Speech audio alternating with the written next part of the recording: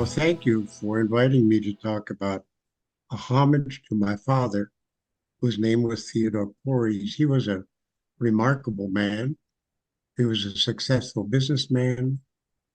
He played semi-pro soccer.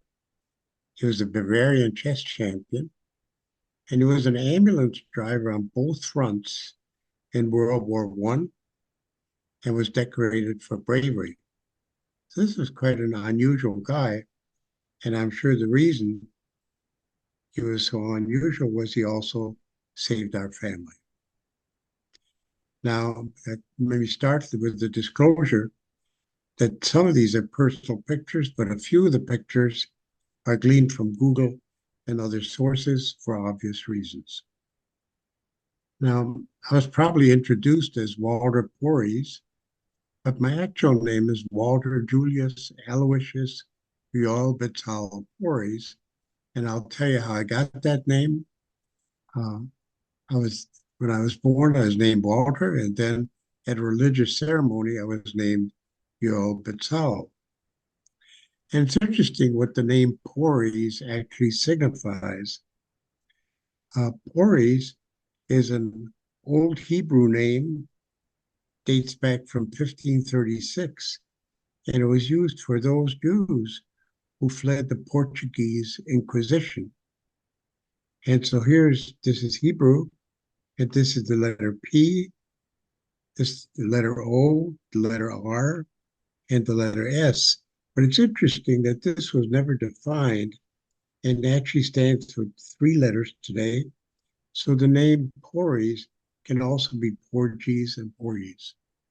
It's just interesting because it dates back to Portugal. And so when they fled to this area, that's Czechoslovakia and Austria. And so my grandfather and great grandfather started a textile factory in this area. So after the war, my dad set up a textile business in Munich, as you can see. And shortly after that, in 1923, Hitler tried to take over the government, started insurrection and a coup, but he was arrested and put in jail for 5 years. During the time he wrote Mein Kampf. But in the meantime, my father met my mother's family, and here's my mother right here, and their family owned a cigarette factory. And here we are, they've been married for a while. Here's my sister, here I am. I'm about 6 years old at the time. Well, then Hitler was legally elected, and the country was absolutely thrilled by the fact that they had a leader that could get them out of the post-war terrible economy. But very soon it became obvious that one group, the Jews, were not welcome, and there's a requirement to wear a yellow star, which said Judit, which is the word Jew, and even children wore these stars. Okay? So you can imagine when I went to school and had to ride a bus, you rode with this yellow star, and people were not particularly friendly.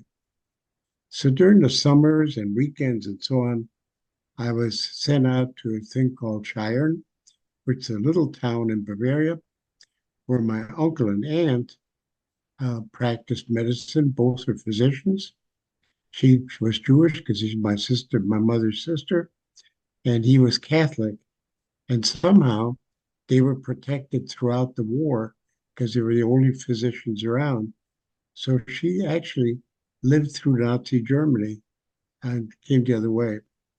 Here was the practice they set up in 1930. It's still going with the third generation of physicians. And so here was the monastery, which was across the street and where I went to school. And so life was partly at the village and partly in going to school under pretty bad circumstances. And here we are now in about 1937. The family was together for the very last time. I'm here about 7 or 8 years old. And that was the last time we were together. And after that, everybody left, but we could not get a visa. So we were the only members of the family still stuck in Munich. I went to grade school and in the synagogue by it's the only place allowed for Jews. So this was in November 9th and 10th, 1938. And then came Kristallnacht. And on Kristallnacht, which means the crystal night or glass night, the Jewish stores were all broken into and looted with massive break-ins, and the synagogue was burned. Even so, we had to go back into school in that synagogue, even during the winter when part of the roof was missing. Anyway, I managed to finish third grade. And then in May of 1939, at 4 in the morning, we were suddenly awakened by a knock, and my mother, my sister, and I were arrested and taken to the Dachau concentration camp. My father, fortunately, was out of town. So here's Dachau. Here's what it looks like today. But I went back there and frankly recognized the one building where we were held for 3 days. And then we left Dachau and were packed onto this kind of train. This was not the actual train. These are pictures I've gotten out of Google, but it looked exactly like it. See that the trains were actually designated for Jews, and we were packed in about 30 people or more into one of these cars. And then we were taken from Munich to the no man's land between Germany and Poland. And once we were there, and it took about 3 days, people knew what was going on because people from villages would throw loaves of bread into these open cars. So at least we had some food. And they also threw in some water with like big bottles. Anyway, the train then stopped. We heard gunshots, and they shot the people in the first four wagons, and then suddenly it stopped. And apparently, the Polish police came up and said, this is our land. We don't like Jews either, but you can't kill them on our land. You got to take them back. And the train actually turned around, and we were then brought back to Munich. Took about another 3 days. And fortunately, during that time, my dad came back and somehow, I don't know how, found out not only that we'd been taken away to Dachau, but that the train was coming back to Munich to take us back to Dachau. And remarkably, he had the courage to walk into Nazi headquarters. This is it, wearing a Jewish star. And as he's walking in, the number 2 commander walked out, saw him, recognized him as part of the unit in which they fought together in World War One, and said, Teo, what's going on? And what's this yellow star? I didn't know we're Jewish, and so on. My dad told him the story. And so in a squad car, they went back to the railroad station with him saying, you helped us in World War One, and we're going to help you now. And so we get off the train, and then we were pulled out of line, and my mother was terrified. And then she looked into the squad car because they took us over, and my dad was grinning in the back seat. And we got in, and they changed our passports. And fortunately, there was a man named Aristides Mendes, and he was the Portuguese ambassador to Germany. And against orders, he signed 30,000 visas for refugees, 30,000 visas, which saved literally 30,000 lives. He was badly damaged afterwards, been honored remarkably since that time. Anyway, as you recall, I was at the baptism, then I got a new name, Aloysius. And we went to Portugal, and from Portugal, we went to Rio de Janeiro. And when we landed in Rio, the first thing we saw was a sign in German that said, if you can read this, there are no jobs for you. Germans were not welcome. So first we weren't accepted because we were Jews, and then we came to a country we're not accepted because we're German. So my dad said, well, I'll find a place for us to live. And he came back and picked us up and brought us to this incredibly gorgeous place on Copacabana Beach. And my mother said, what's wrong with you? We can't afford this. He said, just wait, give me a chance. And so he came back about 4 hours later with a truck filled with furniture. And apparently, he'd seen an ad. He'd seen, as we were going through Rio de Janeiro, he saw a store of secondhand furniture. When he left us, he then somehow found his way to that guy and told him that he could sell us furniture. And within 48 hours after we landed in Rio de Janeiro, he had an advertisement in the paper in the Portuguese saying, redecorating our apartment in Copacabana Beach, everything must go. And he sold all the stuff. He knew how to furnish because he'd been pretty well to do. And we lived like this for a year and a half and lived very well. And it was very good. In the meantime, he decided that he would visit my uncle, whose name was Dr. Max Pories, and he was a missionary physician in the Amazon. So my dad decided to visit him, and they went from steamship to a smaller boat, found a hollowed out uh, log, as you can see, and they had a drum. And so when they would get near a village, they would drum their particular beat, and the village would return its beat, and that's how they actually found their way where they were up the Amazon.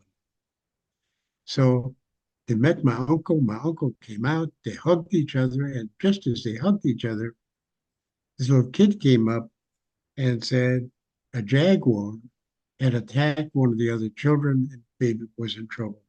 So they ran through the jungle. My dad saw the kid, and even though he'd been an ambulance driver, apparently he fainted dead away.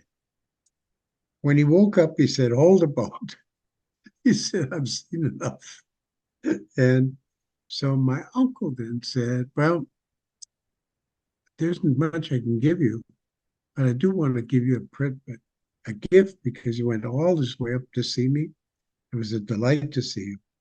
And he gave him this butterfly, which is a really large butterfly and is only lives in that part of the Amazon. My dad treasured this. Years later, when we opened it up and looked in the box to put in a frame, it had deteriorated into just dust. But I had a friend who heard my story, who got us another sample. And before my father passed away, we gave him that in a frame. Anyway, living in Copacabana Beach was lovely. We were doing well. We became fluent in Portuguese. Uh, I went to a Catholic school. I went through third grade again, managed to graduate from fifth grade, and then it turned out that we couldn't stay because we couldn't get a visa. We tried everything to get a visa to stay there, but just were not successful. So since my mother had some relatives in in Milwaukee, Wisconsin, we said, well, why don't we go up there? And suddenly, before we got on the boat, we got the visa. So my dad went back to get some money back, and they said, 3 weeks ago, it's too late to return your money to refund at this time because we couldn't fill that boat. So my mother said, doesn't matter, we'll stay here in Brazil. It's been terrific. My dad said, no, no, it's a sign that means we got to go to the United States. So we went from Rio de Janeiro to New York, passed by the Statue of Liberty, and it really means a lot when you do that. But after you do that, you end up in a place called Ellis Island. Now, Ellis Island was something else. It was always packed. People of all different languages, so no one's really understood each other. They all wore the same clothes that they'd worn across the whole trip, so things didn't smell good. It was quite an experience to go through there. And so I went through the line. The guy said, what's your middle name? And I said, I don't have one. He said, who's your favorite uncle? I said, Julius. He said, okay, that's your middle name. So I got another name. My sister then, while we were in here, got scarlet fever, and we were actually quarantined in this Ellis Island for about 10 days. And by that time, we had run out of all money. Absolutely didn't have a penny left. So this little man, about 5'3", came in and he said, I'm from HIAS, the Hebrew Immigration Aid Society, and here's enough money for the bus tickets to get to Milwaukee and some more money so that you all have enough food. And I just want to stress this. This is just one of the many charities around, but it's extremely important to give to charities. You have no idea how they help people who are in terrible trouble, see no way out of it, and they do it quietly and generously. And we owe a whole lot to HIAS. So we arrived in Milwaukee. My dad got a job in a tannery. Immigrants help each other get the jobs. So he's working at a tannery, and he scraped hides, scraped the hair off the hides to make it leather. And he'd have tannic acid stains all over his hands and blisters. And never once did he complain. He was just so grateful to be in the United States. My mother worked in a knitting mill. My sister worked at Five and Dime. And since I was too young to work, it was my job to learn how to cook and how to keep the place clean. At least I really became a pretty good cook. I had to repeat third grade, of course. So as you notice, I'm not real bright. I had to go through third grade 3 times. We lived in a place, in a little apartment above a grocery store. And this is not the table, but we had a round table. And on Saturdays, everybody would put all their money in the central part of the table. By the time I got to be 14, I started to work at a butcher shop. And then I played in a jazz band at night to make some more money. But we all put the money in the middle. And my mother would count out. She was good, excellent with numbers. And my dad asked for 10%. And he said, that always goes to charity. My sister and I couldn't believe this. If we weren't charity, who was? But he said 10% always goes to charity. Then she asked for another 10%. And he says, that's never to be spent. That's the investment for the future. And so we lived on 80% through all those years. So here's some other stories about this remarkable man. And I just give you these stories because this is what happens in so many immigrant families. So he's working at the tannery, and then he came home one day and he said, Mutti, I quit my job. She said, you did what?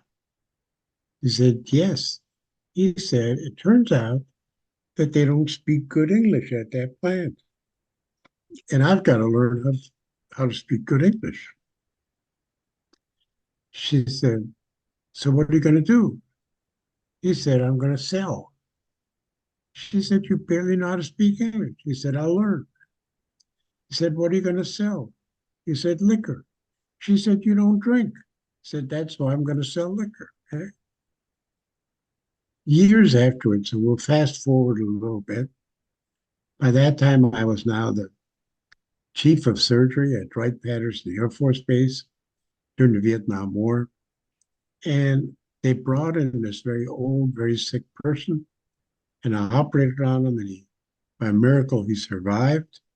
And 2 weeks later, I got a letter from the governor of Kentucky saying that thank you for saving the life of our Supreme Court justice, and accordingly, you are now a Kentucky colonel. So I called up my dad and I said, guess what, Dad? I'm a Kentucky colonel. He said, yeah, I'm one too. I said, Dad, you don't understand. This is a Kentucky colonel. He said, yeah. I said, how did you become a Kentucky colonel? He said, I sold more liquor, Kentucky liquor, than anybody in the country. And that's more important than your Supreme Court justice. He decided about 3 years after the war to go back to Germany to visit our family. And people said, you're going to go back to Germany after all the things you went through? And he said, of course, we won the war. So here's some other stories about him. When I was about 4, he was a chess champion. So when I was about 4, he insisted I play chess.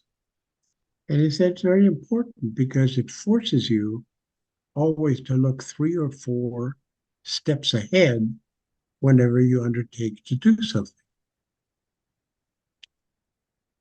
And then once I really learned how to play, he would, in the middle of the game, turn the board around so that I'd be playing his side and he'd be playing mine. And I'd say, why do you do that? He said, well, you got to look at where the other person is when you're dealing with an issue. And the best way to do that, turn the board around and see what that person's plans are and understanding are. And you'll be able to negotiate much better. And then finally, when I got to being a teenager, he said to me, just want you to know that real life is not like chess. In real life, you always want 2 people to win, 2 winners to every time there's a conflict. I think that's a very valuable lesson. He called me up one day and he said, now they were living in Milwaukee, and he said, Walter, I want you to have our new address. I said, what do you mean? He said, well, we were in our 70s. We looked at the paper.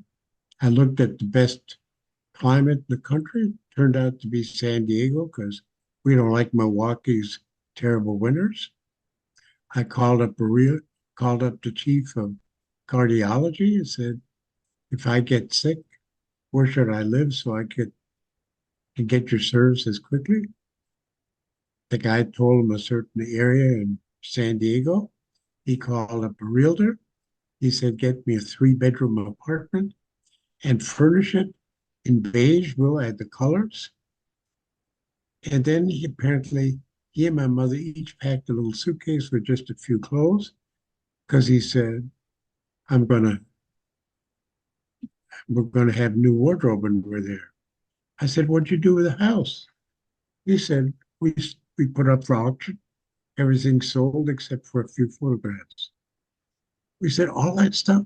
He said, yeah, we have too many things. And so do you, he said to me and my sister. He said, don't complicate life, make it easy. And then about the last time I saw him, he said, you know, Walter, I'm tired. It's time for me to go. And he died in his sleep about a week later. So at the funeral, it was a big funeral. He'd become very active in the town. The rabbi said, "Oh, it was such a loss, and everything else," and he taught me one important, terribly important lesson. So now we're all leaning forward to see what could this message be that would move the rabbi to a degree. And he said, "Always save 10%." My wife, Marianne, thought this was so funny. She collapsed and laughed, and fortunately, she had a hanky. She covered her mouth so she looked like she was sobbing. So here he is. This is my father before he died, and he was in his 90s. And I just thought you'd like to know him. But there's some few last words. You shall not hate. You shall love your neighbor as yourself. I am the Lord from Leviticus. And Albert Einstein said, the world will not be destroyed by those who do evil, but by those who watch them without doing anything. And Niemöller, the famous um, Protestant philosopher, said, first they came for the socialists, and I didn't speak out. I was not a socialist. They came for the trade unionists, and I didn't speak out because I was not a trade unionist. And they came for the Jews, and I didn't speak out because I was not a Jew. And then they came for me, and there was no one left to speak for me. And Martin Luther King said, the ultimate tragedy is not oppression and cruelty by the bad people, but the silence over that by the good people. Thank you all very much, and I'll be glad to answer any questions.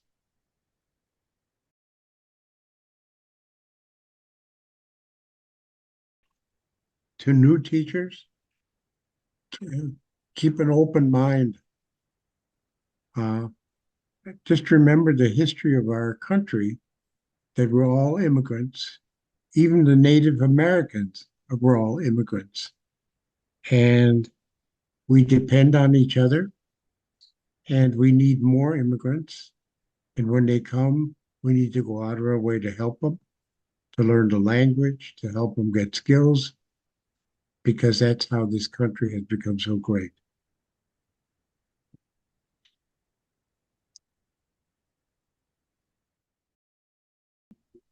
Well, I think religion played a major role uh, because it gives you time to think and a time to look into history. And it forces you to examine your own goals and behavior. That's part of it. But there's actually quite a story. My uncle, um, let me show you another slide. Joseph Seidel was my uncle. That's where I told you he was a physician. And as you know, this is where we practiced, and building's still there, and they're still practicing there.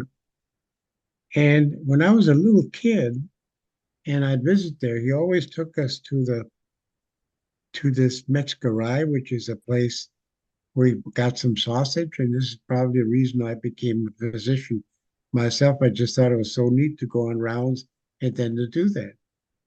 So he practiced throughout the whole war. There were multiple attempts to arrest my aunt, but the village and perhaps the monastery protected them as well. And so it was understood that his four kids and I was a cousin, that all of us would become physicians, clearly. So the oldest son became a physician, then the next daughter, then the next one, and I became a physician, four of us.